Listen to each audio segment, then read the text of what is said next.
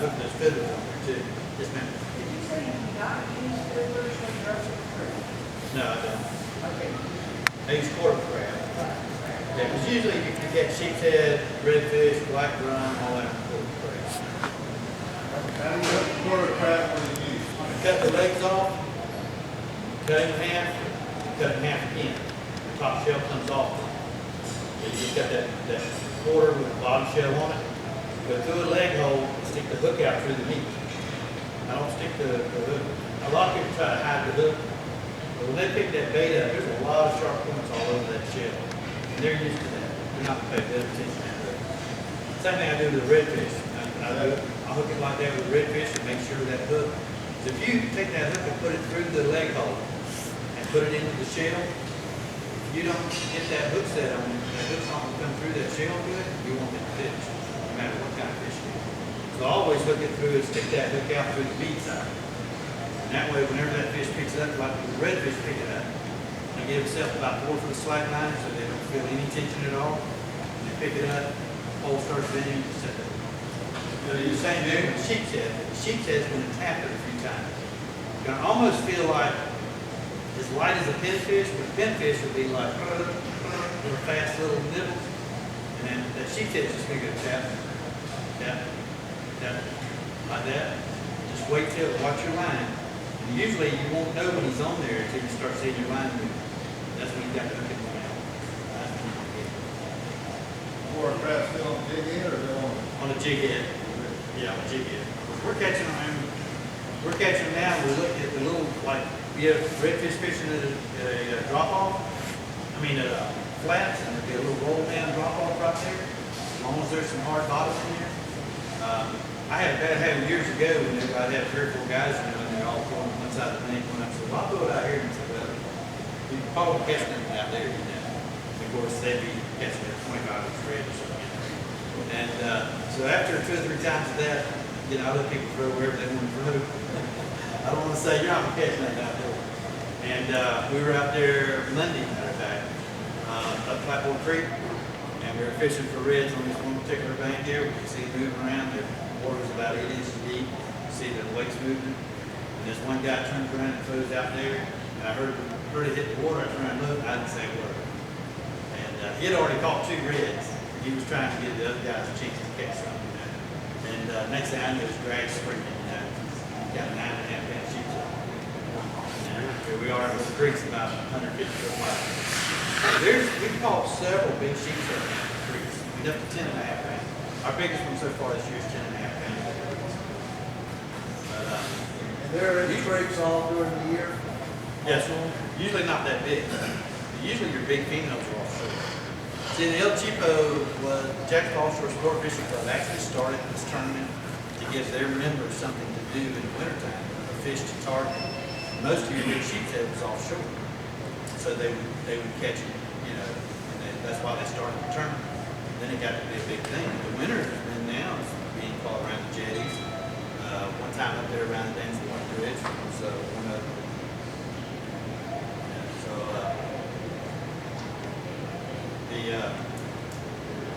I think one year we went to the Dance Point Bridge walk. Some of these creeks, you know, coming off the waterway and the river and chicken pit places like that, you know, it gets really kind of dry over there. You know, the tide goes out.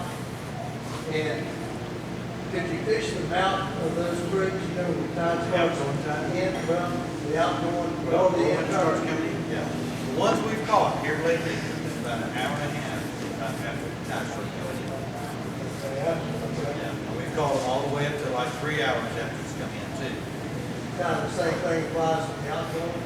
I guess it would, we just haven't been catching them out. Okay.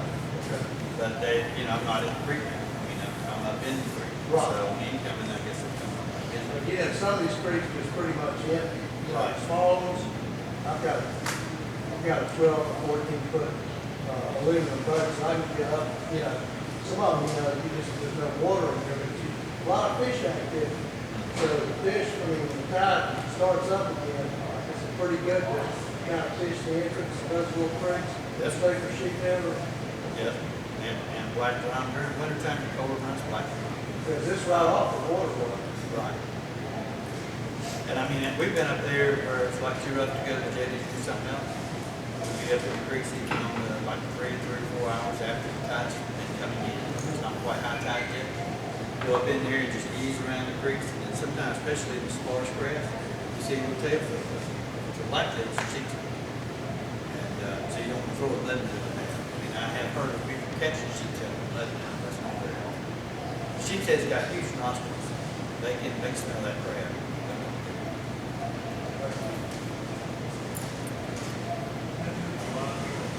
Live shrimp, pitch your tail on, go to the water, go keep it, take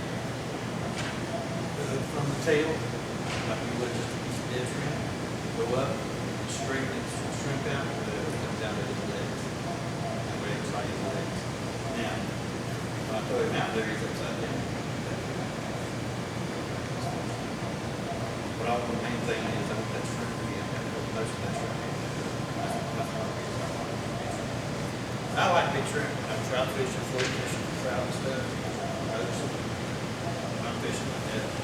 That's my small shrimp. Boy, body dead shrimp if it's fresh. Yes. Small piece. Got knocked up on the yesterday at the jetty, so field trap. Very good. That's okay. Yeah, I mean, everything eats shrimp. And It's hard to keep the sea bass like yeah, it is. And that's one of the reasons I like using fiddlers. It's just you eliminate some of that stuff. Right. You don't eliminate all of it. You still catch a toadfish, you still catch a penny, you still catch a sea bass. But you eliminate a bunch of that. Yes, sir. Hey, Vic, how close do you really have to get to the rocks? Because I have like a deep bead, like a 22-footer. I ain't trying to tear the boat up. Yeah. I usually, when I anchor up, I'm usually looking at my boat as 20, 22, 23 feet. Okay, those rocks slope out a lot. They come out about 30, 35 feet away from the side of the jetties on each side. So whenever I'm up there and I'm anchored, say 22 feet of water, by the time you take a 7-foot rod, you stand at the side of the boat, you stick it out and drop it straight down. You're probably in, 12, 16 foot of water, which is just about right. If you're a little bit further than that, you might pitch it over a little bit more. The thing about pitching it over, like I said, if you're in current, it's going to be harder to get that jig to stay in one spot. Because when your crossways of the current, like this with that line, it's going to have a tendency to pull. Whenever you're sitting there and you're in current, you can drop it straight in off the chip. You'll see that jig head go back some, but then you'll see your line slow down coming off the reel. That's when it stops. When you're in hard current, that line's never going to stop coming off that reel. It's still going to keep coming off that reel until that current take every bit of the line off. Now, one of the good things you can do is take these little split shots, which I got to put some of these in the tackle packs too. These little split shots like this. I say little, I get the biggest ones I can get. And sometimes I'll take that split shot, put it on the line, right there that jig, and make that like twice the weight. That way I don't want to put it too far. When I first started trying to use smaller hooks and stuff to catch these sheepshead more often instead of like 5 a day or something out there, I started using a rig like this. And that's a number 2 raw hook, a split shot. So I would drop it down, like normal people thinking, okay, you put your little leader on and all that from your weight. And so that's why I started doing it like that. And I'd catch a few more like that. And then I brought it down because I bring my hook up and I have a fiddler sometimes, so I brought it down a little closer. Catch a few more. Bring it down a little closer. Started catching it real good. So I talked to this guy named Russell Muscali and I said, I can't find a jig head. Usually if you find a 1/4 ounce jig head, it's got a big hook on it, like this. So I want a little number 1 hook with a 1/4 ounce weight. So he took one of his molds and made it like that. And he gave me about 30 of them. He made me about 30 of them. He gave me to use. And I took them out there with some customers. I mean, not just me. I took them out there with some customers. And I called him that night and I said, I want 500 of them. And he's like, what? So he started selling these from Fernandina to St. Augustine. He was doing pretty good with that. So now, I've been looking for him again. When he told me he was going to stop doing it, I went and bought a couple thousand of them from, what he had in stock. And Now, like I say, these right here that West Marine says, see, they got the same kind of lid on it all, smaller hooks. Matter of fact, I think this one here. That was just a little bit larger, but it's not like one of these. Yeah, see a big difference? You all see that? So, I mean, that's quite a bit of difference. And I've never had a sheepshead. I mean, I don't use sheepshead hooks. I don't like them. I don't like the thickness of them. To me, I mean, they've got to go through and hook that fish either, in the mouth between those teeth, between their molars inside and all that. So, I mean, which makes it a little harder to try to do when you've got a thick hook. So I like the small hook, yeah. We're talking about using quarter crab in the creek. Yes, You sir. still use like a one-off hook? I use that big jig because I'm using it for what? I'm using that big jig because I'm still fishing for redfish and blacktop and all that. Sheepshead's just been a bonus up there in the creek. Okay. Now, whenever I'm fishing for them in the summertime, when they're tailing on the oyster beds like I was talking about, that's when I'll use small shrimp, and I'll use that small hook, that small jig at the end, because I want that small hook in there whenever it starts like a shrimp. But if I'm specifically targeting sheephead, I'll use that small hook. When I'm up there with reds and stuff like that, I don't want redfish to swallow that hook. You know, I mean, it's a small hook for a nice red. You fish? Yes, sir. You mentioned earlier about artificial baits. When do you find that? Well, I don't use artificial. I was just saying if I'm using a scale hook, if I'm not using a jig head, I'm using a scale hook or an artificial like a hard hook. But I don't use artificial for sheepshead. I mean, they make these little crabs and different things. They make also the, what do you call them, sand fleas. Yeah. And I've never really had any of them. I don't catch them, they put feathers down and stuff like that. Yes. The little jetties and where the river and the waterway meet, I see a lot of people out there, I guess they're catching sheephead. Yes. You fish that much? Yes. Can you tell us anything about that little area? Um, Or does it apply pretty much just like the large jetty? You gotta be real careful with it. And you can't fish parallel. If you're out there where the land stops, Yeah. you can't fish parallel to the rocks. Okay, you're gonna have to fish with the nose into the rocks, nose that boat into the rocks. Okay. Because that current comes through there, whether it's going in or out, Right. it's coming through there like crazy. And when it's doing that, you have to sit there and, anchor up close to the rocks. Right. Because, I mean, what I'd like to do whenever I fish that area, you've got some higher rocks and some lower rocks.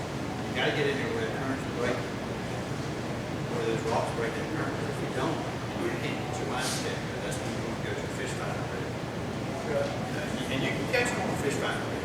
Just make your leader short, just make it about 6 inches long, 6 to 8 at the tops.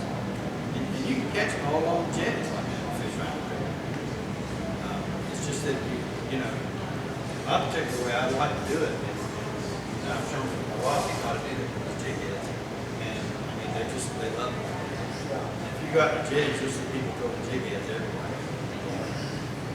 I'm not gonna say I invented that, not by no means, but I actually invented the smaller jig head. How it worked, how to design it, and all that stuff. So he started making those, and a lot of people started buying those. But there's other jig heads that they use besides that. That is a pretty good area, that area. Yes, Between matter of the fact, waterway- El Cheapo last year, there was about 30 boats there. So you're gonna have an incoming tide in the morning, there'll be a bunch up there. So if you're gonna go fish there, I'd go early. Don't go try another spot and then go there, if you're gonna fish that spot. Because there was literally 30, 40 boats there last year.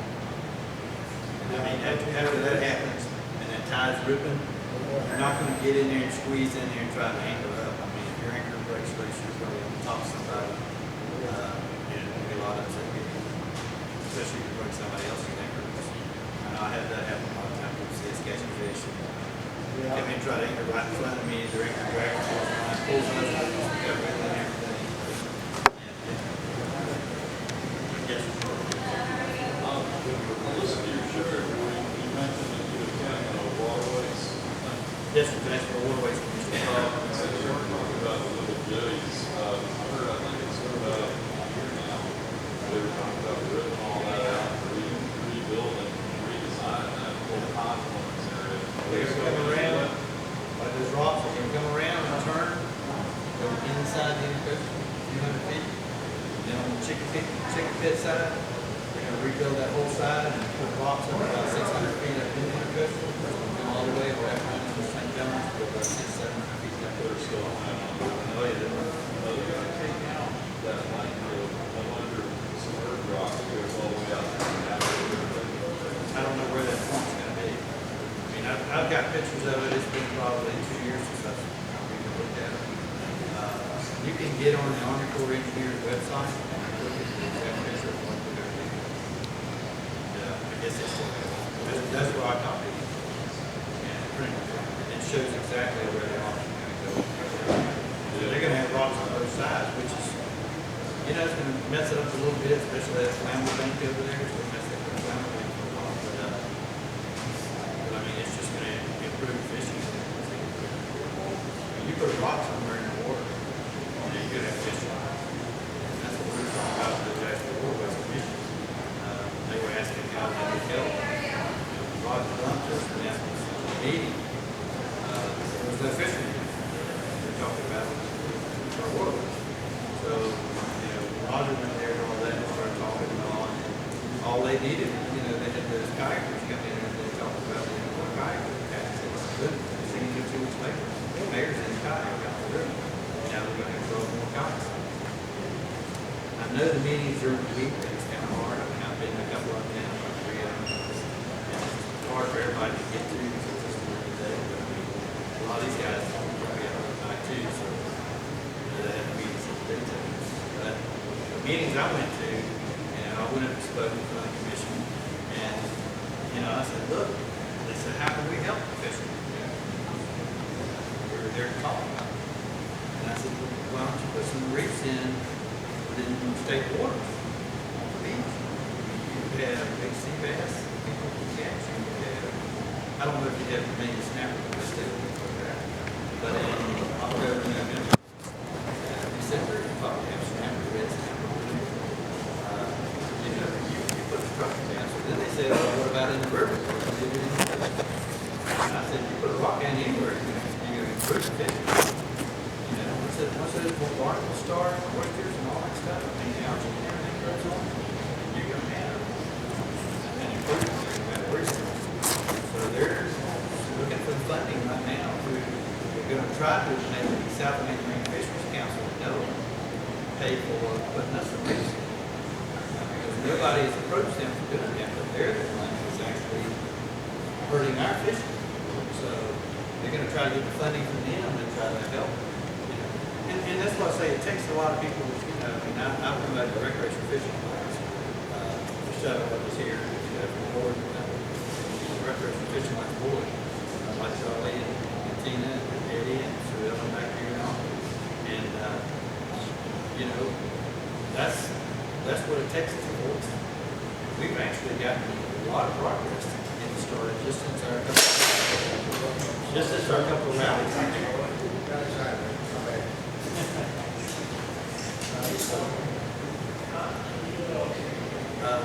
And that's what it takes is people to step up and say, you know, because we've gone in the past and gone, you know, big snapper. The last 3 years has been the best resident fishing we've had since the 70s.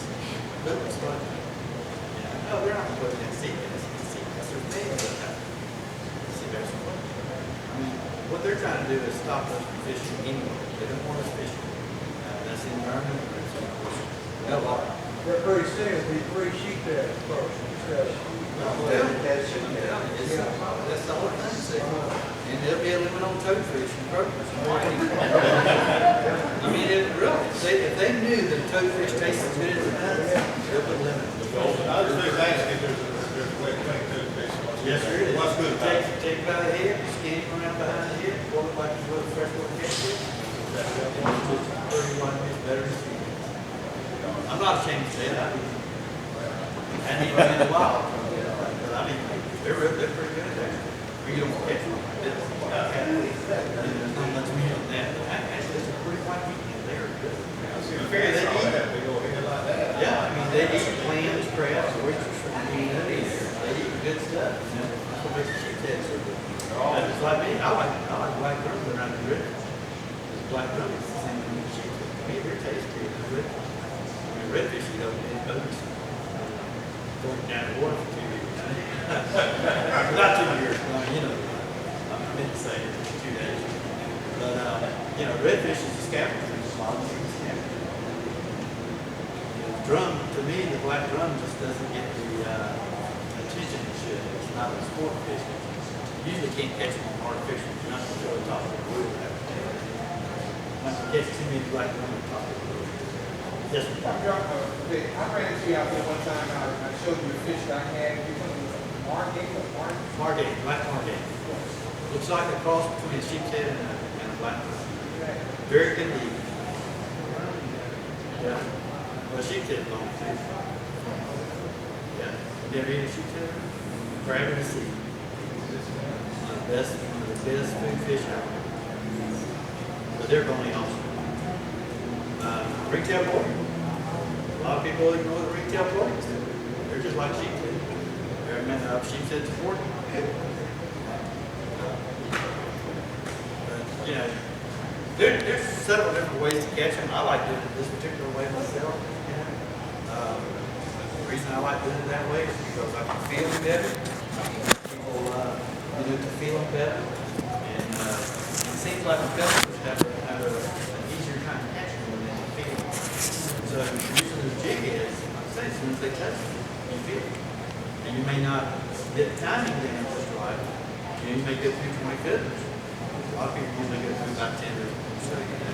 Once you get that timing down and you pick that thing up, I mean, you can feel him on there and just, you can really catch the sheepshead like that. I mean, I've got some pictures, I didn't bring my boards and all that stuff. My stuff here. Must be all the same, must have been board, seen pictures up here. But on my website, I mean, I got some boards on there, it's got, 35, 42, 46 sheepshead names on the board. The best I've done is being this one customer of mine that catching with me. We went out there one day. It was the first week of April. We boated 68 of them by about 11:15 because I called them in the Times Union paper again and called everybody. I called them Times Union paper. We had 68 of them boated. We actually towed them that day. We actually towed them 74 before we fished the river. Because we couldn't keep that day. We didn't keep about 10%. Yes, ma'am. 12 inches. Pinch the tail.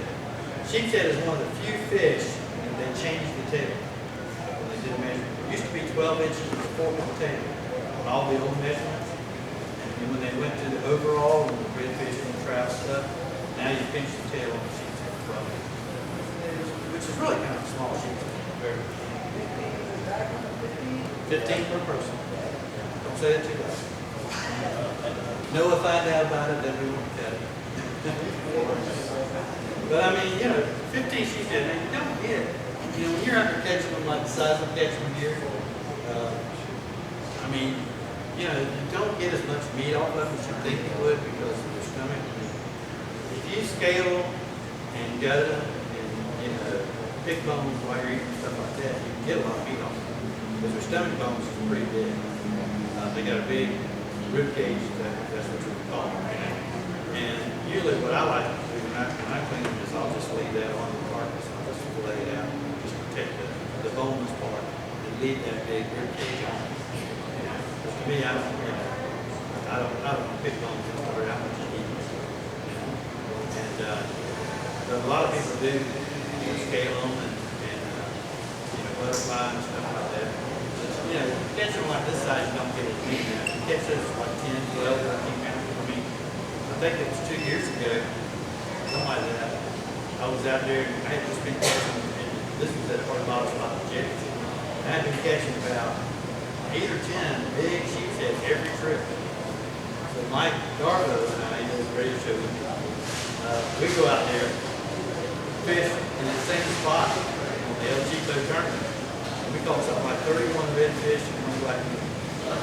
No sheepshead at all. I think we had one or two keep of reds, all the rest of the people were red.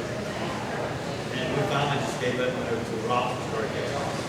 Regular sheephead, but it was big. The next day, I had a charter and I was telling them, I said, I know y'all want sheephead, but there's some big reds there. It's fun if y'all want them. We go with the first fish this lady catches 12 and a half, 13, something like that, pound sheep.